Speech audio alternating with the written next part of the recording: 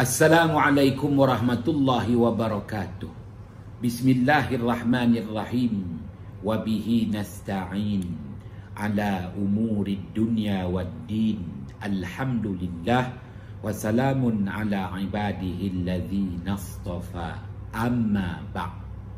Hadirin hadirat yang dirahmati Allah. Ayat 81 Suratun Nahl. Allah Subhanahu wa taala berfirman, ba'da a'udzu billahi minasyaitonir rajim. Wallahu ja'ala lakum mimma khalaqa dhilala wa ja'ala lakum minal jibali aknana ila akhiril ayat. Sadaqallahul azim. Artinya, dialah Allah yang telah menyediakan untuk kamu, wahai manusia, di muka bumi ini makhluk yang ia jadikan memberi naungan kepada kamu, wahai manusia. Dan dialah Allah yang telah menyediakan untuk kamu, wahai manusia, di muka bumi ini akan gunung ganang, bukit bukau, untuk kediaman kamu di dunia ini. Hinggalah ke akhir ayat 81 Suratun Nahl. Hadirin hadirat yang dirahmati Allah, ayat 81 Suratun Nahl, Allah Subhanahu wa taala memberi khabar berita gembira kepada umat manusia yang dilantik sebagai khalifah di muka bumi. Allah melantik manusia bermula dengan Abul Bashar, junjungan mulia baginda Adam alaihissalam, mengurus, mentadbir muka bumi ini dan menjunjung syiar agama Allah. Khitabullah ta'ala al-muta'alliqu bi'af'alil mukallafin. Hadirin hadirat yang dirahmati Allah, berita gembira dari Allah apabila melantik manusia sebagai khalifah, pengurus, penyelia di muka bumi ini, maka Allah Subhanahu wa ta'ala sediakan kepada manusia itu penempatan yang lengkap dengan keperluan-keperluan kehidupan, sebagaimana yang Allah Subhanahu wa taala perakukan pada ayat 81 Suratun Nahl. Mimma khalaqa zilala, daripada makhluk-makhluk yang Allah jadikan di muka bumi ini untuk memberi naungan kepada kamu, wahai manusia. Menjelaskan kepada kita betapa banyaknya makhluk di muka bumi ini. Makhluk di alam tumbuh-tumbuhan, makhluk di alam haiwan, makhluk di alam lautan, makhluk di alam daratan. Semuanya itu bersedia memberi khidmat kepada manusia, merupakan kemudahan yang Allah sediakan untuk manusia yang dilantik sebagai khalifah di muka bumi. Hadirin hadirat yang dirahmati Allah, apatah lagi Allah Subhanahu wa taala perakukan bukit bukau, gunung ganang yang kita kenali sebagai pasak bumi, kekuatan bumi terletak pada bukit bukau, gunung ganang. Maka Allah Subhanahu wa taala perakukan pada ruangan bukit bukau itu ada kedudukan yang amat sesuai manusia jadikan tempat kediaman.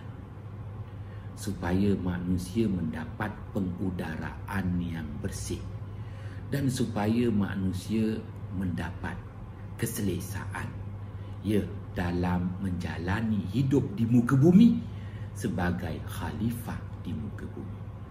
Sidang ahli jamaah yang dirahmati Allah, hadirin hadirat yang dirahmati Allah. Ambil contoh sepohon pokok, yang mana sepohon pokok itu terdiri daripada dedahanan, ranting, lebat, dedaunan. Setidak-tidaknya daunan yang lebat itu menyediakan khidmat naungan kepada manusia daripada panas terik matahari. Begitu mudah yang Allah gambarkan dalam Al-Quran betapa maknanya makhluk-makhluk Allah di alam tumbuhan menyediakan khidmat naungan, apatah lagi alam tumbuhan itu sebagai sumber nyawa kehidupan kepada umat manusia. Hadirin yang dirahmati Allah, menjelaskan lagi kepada kita agar menghargai apa yang Allah Subhanahu wa Ta'ala beri dan menjadi tanggungjawab kepada manusia memelihara nikmat yang Allah Subhanahu wa Ta'ala sediakan kepada umat manusia itu sendiri. Hadirin yang dirahmati Allah, pun begitu baginda Muhammad sallallahu alaihi wasallam memberi peringatan. Idza kathural mu'tafikat zakatil ard. Hadis riwayat Imam At-Tabrani, dan hadis ini ditulis semula oleh Asy-Syaikh Al-Imam Az-Zamakhsyari dalam tafsirnya Al-Kasyaf. Imam Az-Zamakhsyari wafat pada tahun 538 Hijrah, dan hadis ini ditulis semula sekali lagi oleh Asy-Syaikh Al-Imam Fakhruddin Ar-Razi dalam tafsirnya Mafatihul Ghaib. Asy-Syaikh Al-Imam Fakhruddin Ar-Razi wafat pada tahun 606 Hijrah. Rasulullah sallallahu alaihi wasallam bersabda, "Idza kathural mu'tafikat zakatil ard." Apabila banyaknya berlaku pencemaran, cemar di alam tumbuh-tumbuhan, alam yang kita kata alam hijau merupakan nyawa, dan itulah pergantungan utama manusia. Alam hijau dah jadi alam haru biru, maknanya alam bumi hijau, tumbuh-tumbuhan tercemar, alam haiwan tercemar, alam daratan tercemar, alam lautan tercemar. Maka baginda Muhammad sallallahu alaihi wasallam menyatakan, apabila berlakunya begitu banyak pencemaran, kerosakan di muka bumi, alam tumbuhan, alam haiwan, alam daratan, alam lautan, bumi dibersihkan, bumi dipulihkan. Bagaimana bumi dipulihkan? Maka oleh kerana manusia tidak mampu memulihkan bumi, Allah Subhanahu wa Ta'ala pulihkan bumi. Allah Subhanahu wa Ta'ala pulihkan bumi dengan cara Allah Subhanahu wa Ta'ala datangkan bentuk-bentuk kebinasaan, sebagaimana yang Allah Subhanahu wa Ta'ala perakukan dalam surah Ar-Rum, zaharal fasadu fil barri wal bahr bima kasabat aydin nas liyuziqahum ba'dal ladzi 'amilu la'allahum yarji'un. Sadaqallahul azim. Berlakunya kerosakan di muka bumi disebabkan perbuatan jahat tangan manusia itu sendiri. Lalu Allah timpakan sesuatu, malapetaka, mara bahaya, balak bencana, kemarau yang berlarutan, bah banjir yang membuat kebinasaan, gegaran gempa bumi yang menghancurkan. Semuanya itu bertujuan untuk memberi rasa peringatan kepada segelintir manusia yang tergamak memporak-perandakan bumi Allah ini dengan amalan-amalan, kegiatan-kegiatan, ya, tangan-tangan mereka itu sendiri. Moga-moga mereka itu kembali kepada jalan kebenaran. Begitulah yang Allah Subhanahu wa taala firmankan dalam surah Ar-Rum. Hadirin hadirat yang dirahmati Allah, menjelaskan kepada kita kiranya manusia tidak mampu memulihkan pencemaran yang merupakan angkara daripada kegiatan amalan manusia itu sendiri. Manusia yang mencemarkan alam tumbuhan, manusia yang mencemarkan alam haiwan, manusia yang mencemarkan alam daratan, manusia yang mencemarkan alam lautan, kerana manusia sebagai khalifah di muka bumi. Manusia yang mencemarkan alam syahadah ini, manusia juga tak mampu memulihkannya, maka Allah memulihkan alam syahadah ini.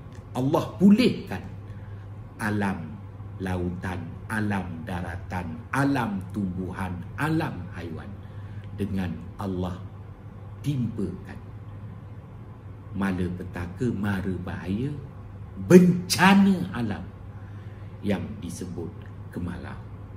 Ya, apabila tercemarnya udara, Allah datangkan kemarau.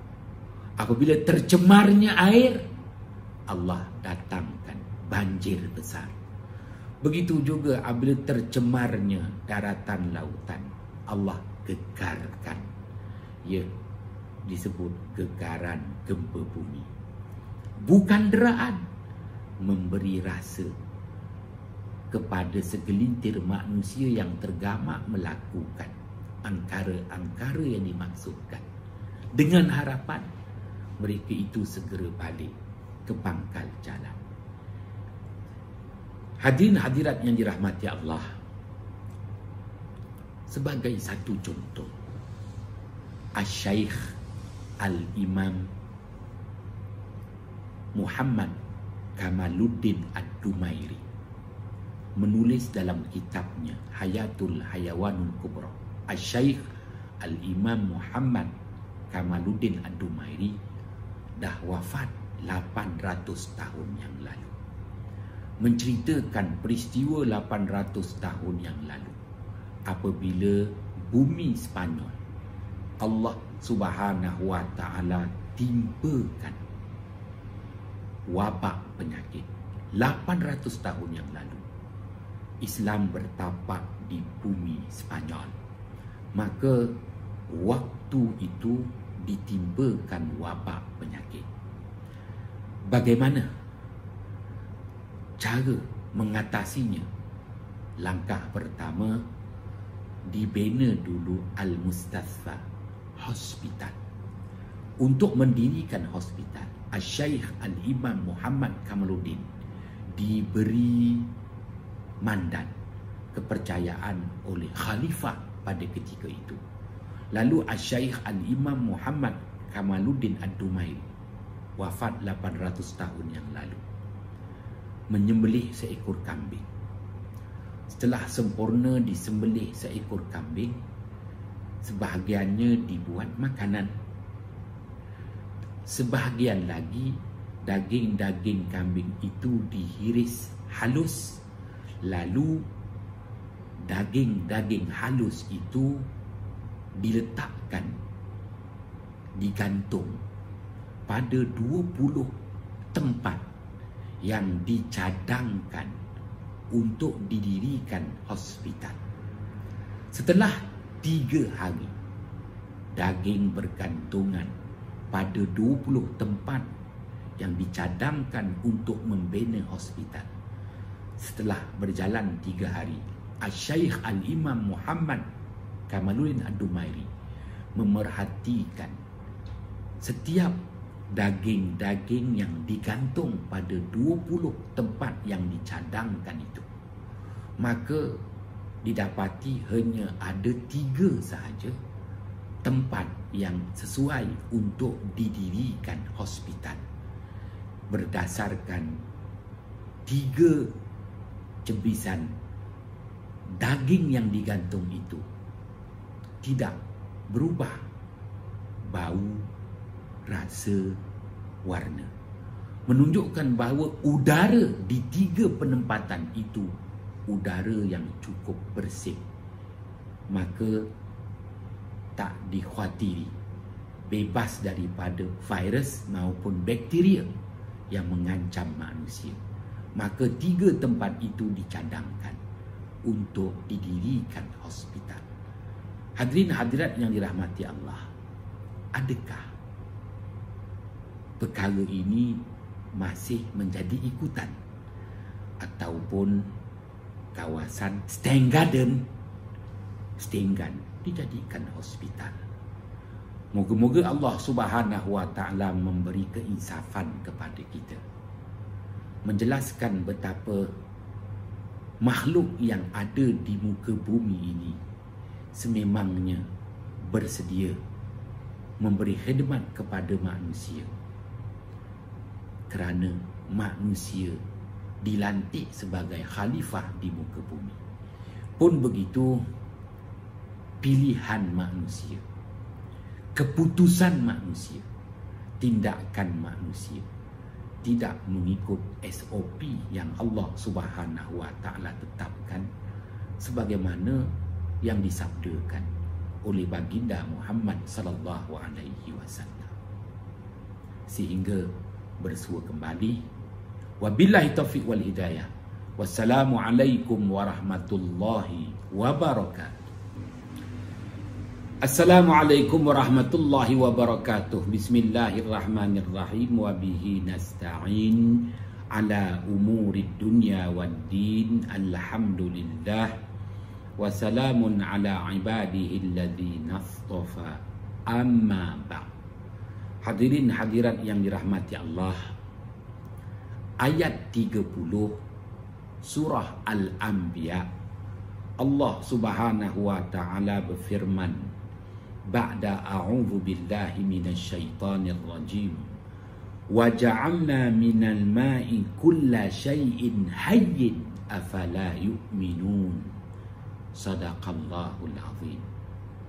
Artinya, dan kami telah jadikan daripada air itu akan segala benda-benda hidup.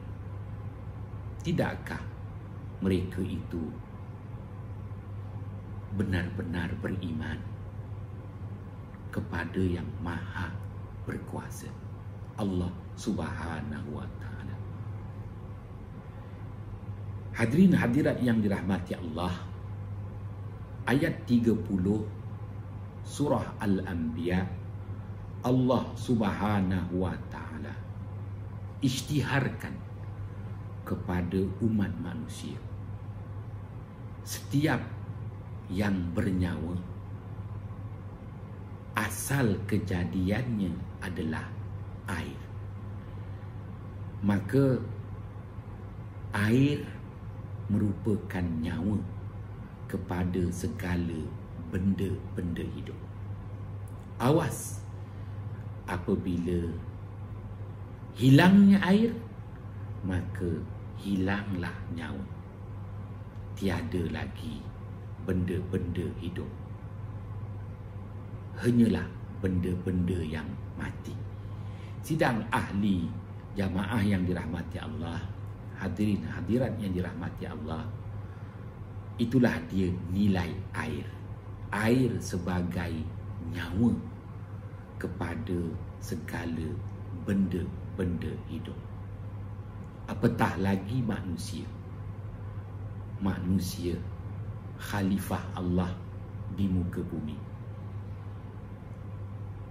menjadi satu amanah tanggungjawab untuk manusia menjaga, memelihara air yang Allah sediakan di muka bumi. Dalam kitab-kitab fiqh, ulama-ulama fiqh, Al-Syaikh Al-Imam An-Nawawi rahmatullah alaih, wafat pada tahun 676 Hijrah, menyatakan kepada kita 7 sumber air yang bersih, yang mana air merupakan alat untuk bersuci, memberi nilai kepada kita. Air nyawa kepada manusia, dan air merupakan alat untuk bersuci. Maka nilai kesucian yang ada pada manusia itu adalah air, kerana air merupakan alat untuk bersuci. Hadirin hadirat yang dirahmati Allah, bayangkan air sebagai alat bersuci, air sebagai nyawa, sumber minuman kepada segala benda-benda hidup. Tiba-tiba air tercemar. Maka apabila tercemarnya air, terancamlah segala benda-benda hidup. Sama ada benda hidup di alam tumbuhan, di alam haiwan, di alam daratan, maupun di alam lautan. Sidang hadirin yang dirahmati Allah, Baginda Muhammad sallallahu alaihi wasallam meletakkan satu kewajipan untuk kita menjaga dan memelihara air, malah memastikan nilai air yang kita gunakan itu air yang selamat. Ya, apatah lagi air itu alat untuk bersuci. Apabila air tercemar dan tidak selamat, maka manusia terancam. Disebut keracunan air. Inilah yang dibimbangkan, kerana wabak penyakit akan terus merebak selagi mana manusia tidak mampu memulihkan pencemaran udara, keracunan udara. Selagi mana manusia tak mampu memulihkan pencemaran tanah, keracunan tanah. Selagi mana manusia tak mampu memulihkan pencemaran air, keracunan air. Yang Baginda Muhammad sallallahu alaihi wasallam sebut ta'un. Ta'un membawa erti keracunan udara, keracunan tanah, keracunan air. Ianya memberi ruang kepada sekecil-kecil penyakit pun berjangkit, merebak, wabak, membunuh. Wal-iazubillah. Walaupun ianya hanya sekadar sakit selsema, tetapi dek kerana udara yang tercemar, keracunan udara, tanah yang tercemar, keracunan tanah, air yang tercemar keracunan air. Walaupun penyakit yang begitu ringan selsema, penyakit selsema itu akan merebak, berjangkit, maka disebut ta'un, dah tak terkawal. Ya, dan akhirnya membunuh. Mana-mana penyakit yang membunuh, maka disebut wabak. Wal-iyazubillah. Sidang hadirin yang dirahmati Allah, ianya memberi keinsafan kepada kita betapa manusia telah membuat kesilapan dalam membuat pilihan hidupnya, silap dalam membuat keputusan hidupnya, silap dalam segala tindak tanduknya, sehingga tercemar udara, tanah dan air itu sendiri. Maka akibatnya manusia menerima bahananya, kematian dapat disaksikan. Inilah yang baginda Muhammad sallallahu alaihi wasallam perakukan. Hadis riwayat Imam Al-Hakim, hadis riwayat Imam At-Tabrani. Fana'u ummati bitta'ni wat-tam. Binasanya umat aku. Ramai yang terkorban, terbunuh di kalangan umat aku disebabkan dua angkara. Terbunuh di medan peperangan, terbunuh di kerana serangan wabak penyakit, sehingga bersua kembali. Wabillahi taufiq wal hidayah. Wassalamualaikum warahmatullahi wabarakatuh.